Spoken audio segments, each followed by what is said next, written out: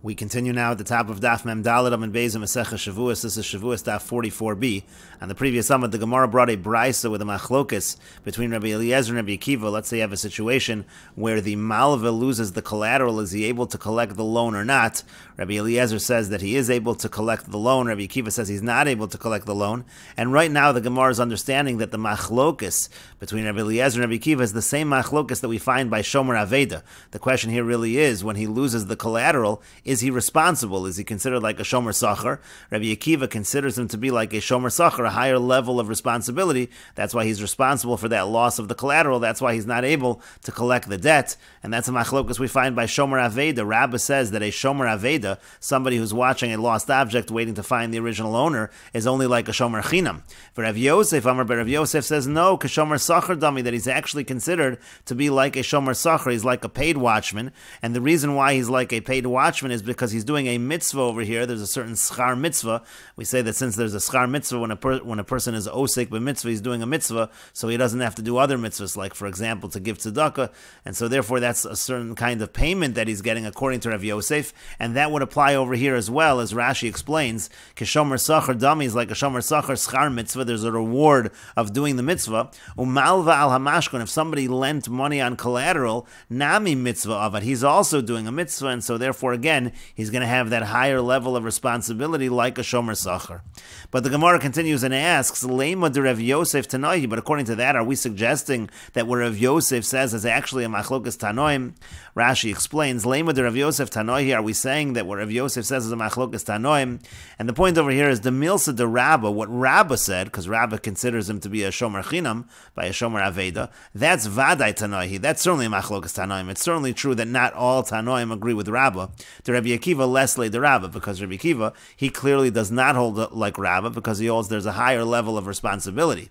Ela de Rav Yosef, the question is just within Rav Yosef. According to Rav Yosef, who says that there is that higher level of responsibility by Shomer Aveda, mi lema tanoihi, do we have to say it's a machlokas tanoim? Mi motzi lo'ukmei l'Rabbi Eliezer kavasi. Maybe it's possible that Rabbi Eliezer actually does follow, could go like Rav Yosef as well. And that's what the Gemara continues and suggests, lo no, b'shomer aveda dekuli alma islu de Rav Yosef. It could be that when it comes to the case of shomer aveda, everybody agrees with Rav Yosef that there is that higher level of responsibility. The person is considered a shomer sachar. V'hachan over here, b'malvet sarech lemashkon kamiflagi. The question is, the malvet, the issue is the malvet needing the mashkon. Rashi explains, sarech lemashkon means lehistamish bo, meaning to say that he's going to use that mashkon, umenachelo min hachov demei schiras hamashkon. And so then there would be a certain amount of cost of using the mashkon. We can say that that's like a rental, and he would deduct that amount that a person would normally rent to have this item. He's going to deduct that from the chov. That's really the machlokas over here.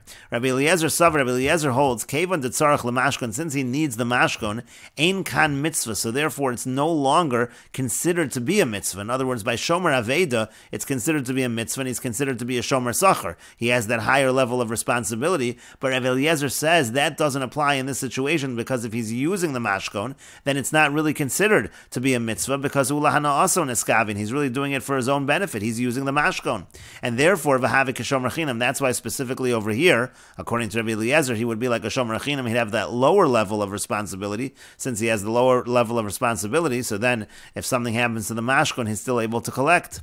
For Rabbi Akiva, but Rabbi Akiva says kevan de poches olav, since when he's using the mashkon, he is deducting whatever the value of that usage is. He's deducting that from the loan. So the kevan de poches olav aholech mitzvah, so it really is a mitzvah. V'lo have olav ela kashomer sachar, and so therefore he's going to be considered like a shomer sachar. That's why he has that higher level of responsibility.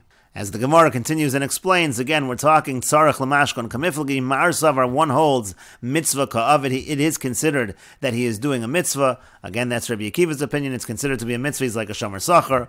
Umar savar lav mitzvah ka'avid. The other one, Rabbi Eliezer, holds he's not considered to be doing a mitzvah, and therefore he has the lower level of responsibility. He has the level of a shomer chinam. And the Gemara continues and returns to the halacha of Shmuel from the previous daf. Again, Shmuel in the previous daf said that if a malva takes collateral and then he loses the collateral, he's not able to collect the debt at all, and that's even if the collateral is worth much less than the actual loan. And the Gemara now says, Lema ketanoi, again, let's say that what Shmuel says is actually a machlokas tanoim from the following brisa. The brisa says, Hamalva es chaver ala mashkon. Again, let's say a person lends money to his friend, and the lender takes collateral. V'nichnas shmita, and then comes the shmita year. Now, normally, Shemitah would cancel a loan. However, that does not apply if a mashkon is taken. Rashi explains, Lema kihani tanoi had Shmuel. Again, let's say that it's a machlokas tanoim, what Shmuel said. Hamalva ala mashkon. When somebody lends money on a mashkon, ein shmita misham tasu. In general, shmita does not cancel that loan. Normally, shmita cancels loans. That's not true if there's a mashkon. Te'ein kan misham lo yigos shareino nogso. Since he has already the mashkon in his possession, so the pasuk says you're not supposed to collect. But here, you really don't have to collect in a certain sense because you're already holding something of the borrowers. You already have that mashkon.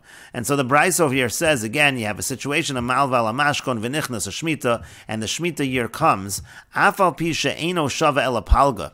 So says the first opinion in the brisa, even though the value of the mashkon is only half of the loan, it's not worth the entire loan, eino mishamet, but still, Shemitah is not going to cancel. That mashkon is going to be effective to stop Shemitah from canceling the loan. Divrei Rav Shimon ben Gamliel. These are the words of Rav Shimon ben Gamliel.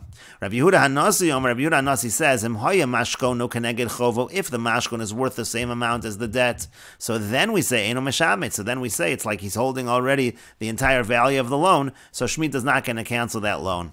V'im lav, but if not, if it's not worth the entire value, so then mishamet, so then Shemitah is going to cancel the loan, meaning this halacha about taking a mashkon that Shemitah does not cancel the loan is specifically according to Rabbi Yehuda Hanasi when it's worth the value of the chof. And so the Gemara wants to clarify what exactly is the machlokas over here between Rav Shimon ben Gamliel and Rabbi Yehuda Hanasi.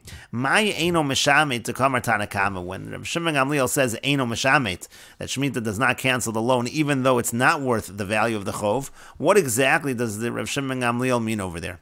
Ilema kenegdo. If you're going to say what it means is corresponding to the value of the mashkon, meaning Rav Shimon ben Gamliel is simply saying whatever the value of the mashkon is, that part is not going to be cancelled.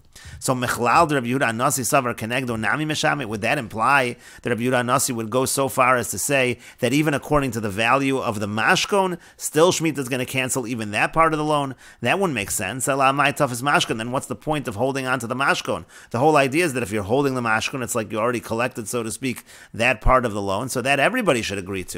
So elalav, rather is it not keneged kula? What's actually happening over here is that Rav Shimon ben Gamliel is saying that even though the mashkon is not worth what the loan is, but still, the fact that you're holding a mashkon, even a partial mashkon, it's going to say that Shemitah is not going to cancel the loan. That corresponds to the entire loan. Even though it's only a partial mashkon, it corresponds to the entire loan, and that's very similar to what Shmuel was saying, because Shmuel was saying, if you're holding a mashkon, even if it's not worth the value of the loan, and then the malva loses that mashkon, he cannot collect the entire loan. Uvid Shmuel kamiflagin. According to that, the machlokas over here is the same machlokas as what Shmuel said. Essentially, Rav Shimon ben Gamliel would seem to be going like Shmuel. And Rashi explains, elalav keneged kulo. Rather, again, it's corresponding to the entire value of the loan, even though the mashkon is not worth the entire value of the loan. Ka'amar Tanakama. That's where the Tanakama is saying eino meshamet. Again, even though he's holding a mashkon that's not worth the value of the loan, but still Shemitah is not going to cancel that loan because he holds a mashkon. The alva b'sheino shava ela palga,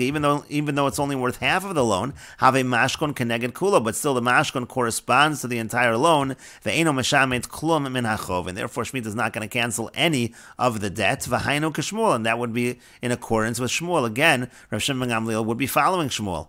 V'yasser Rabbi Yehuda Hanasi l'meimer, and then Rabbi Yehuda Hanasi is coming and saying, Demein mashkon keneged halva. So if the mashkon is not worth the same amount as the loan, eino meshamet kulo ela kenegdo. So then we're going to say only in accordance with the value of the mashkon, that amount is not going to be canceled by Shemitah, but the rest will be canceled. But the Gemara continues and says, "Lo, no, it could be that's not the explanation of the machlokas tanaim in the brisa. Liolam kenegdo. Rather, what the Tanakam is saying is that let's say it's worth half the value of the loan, so only corresponding to that half are we going to say that Shemitah is not going to cancel the loan? That's what Rav Shimon ben Gamliel is saying. Uvahakam and that's what they're arguing about. Tanakama savar kenegdo. Again, the Tanakam is saying if it's worth just half of the loan, so just corresponding to that amount is what we're going to say is not going to be canceled by Shemitah. For Rabbi Yehuda Hanasi Savar and Rabbi Yehuda Hanasi holds, Kenegdo Nami Mishamet, even according to the value of the loan. Since the mashkon is not the value of the loan, the mashkon does nothing over here according to Rabbi Yehuda Hanasi, and we're going to say essentially that the loan is still going to be canceled by Shemitah, even Kenegdo, even according to the value of the mashkon, we're still going to say that the loan is canceled. Now, what you asked on that was Lamai Tafis Le Mashkon. So if that's the case, according to Rabbi Yehuda Hanasi, what's the point of taking the mashkon? The mashkon is doing nothing in terms of Shemitah. We're still saying that Shemitah is going to cancel the loan, and the Gemara says to that, Lezichron Devarim Bialma. It's just in order to have a way of remembering that there is such a debt. That's all the mashkon is doing.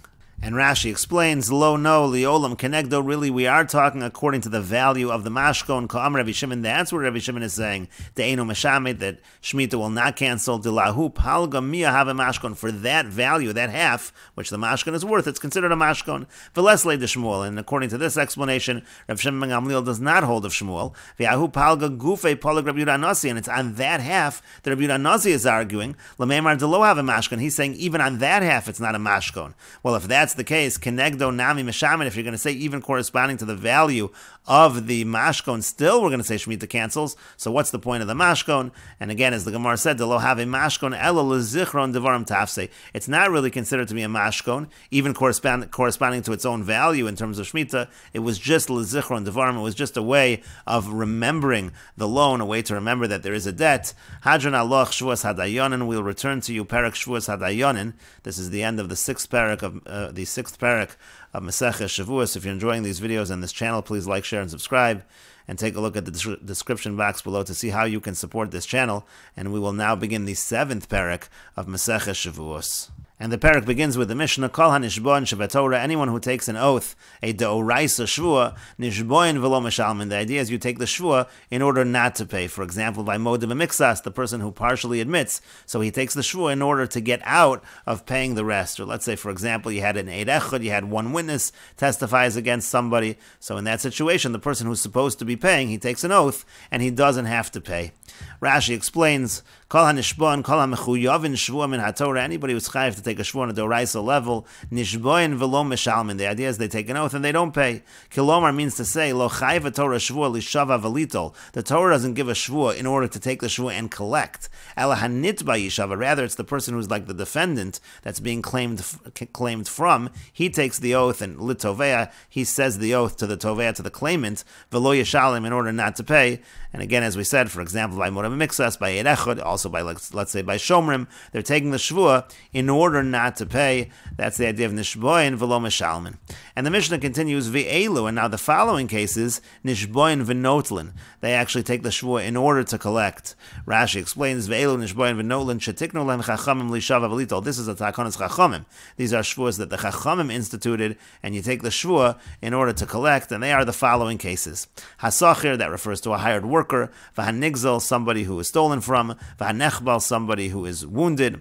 V'shekenegdo chashad al shvua. Let's say the other person is suspect, so he can't take the shvua. V'chenvani al pinkaso. And finally, a case of a storekeeper with issues with his ledger. Rashi explains, Hasacher v'hanigzal kula mefarish lu b'masnisin. These are all going to be explained in the Mishnah. V'shekenegdo chashad al shvua. Let's say the other party is suspect on taking shvuos. Hatoveya, meaning to say, let's say you have a situation, hatoveya shanitba shekenegdo chashad al shvua. Let's say the person, the defendant, he's chashad al shvua. V'nischayev hanitva shvua min haTorah. Let's say the person, the defendant, is really chayev shvua on a doraisa level al yedei hodah b'mixus. For example, he partially admits, but he can't take the shvua because he's suspect. So nishba hatoveya v'notel. So then the person making the claim, he's the one that will take the oath in order to collect. V'chenvani al pinkaso, the storekeeper with his ledger, al masha kasa b'pinkaso, referring to what he wrote down in his ledger. Shehu kosev olah hakafo shumak. If he writes down, let's say he has certain credit that he's giving, so he writes that down. As we go on, we will explain what exactly are the circumstances. And the Mishnah continues, Hasacher Ketzad, by the hired worker, how does that work? Amar lo, he says to him, Taimli Sechari, give me my wages. Sheyesh li biyadcha, you have my wages. Hu omer nasati, and the employer says, I already gave it. V'halo omer lo natalti, but the worker says, I never got it. So hu nishba v'notel, that's a case where he takes an oath in order to collect. Rabbi Yehuda Omer, Rabbi Yehuda says, "Achetehei sham mixas hoda." There has to be a partial admission in this situation. Ketzad, how would that work? Amar lo, he says to him, "Tain li sechari chamishim dinar sheyesh li b'yarcha." Give me my wages. It's 50 dinar that you owe me. V'hu omer hiskabalta dinar zav. Now the employer says, "No, you did get some of it. You got a dinar zav," and so therefore that's like a mode of a mixas. That is the situation again where the person takes the oath in order to collect. And the Mishnah continues, "Nigzal." What about someone who's stolen from? Ketzad, how does that work? Let's say they testify against him that he entered into the person's house and he took a mashkon, he took collateral without permission. Hu omer, this guy says, Kel natalt, he says, you took my vessel. Vu omer lo natalt, he says, that's not true, I didn't take anything. So hu nishba v'notel, so in this situation, again, he takes an oath in order to collect.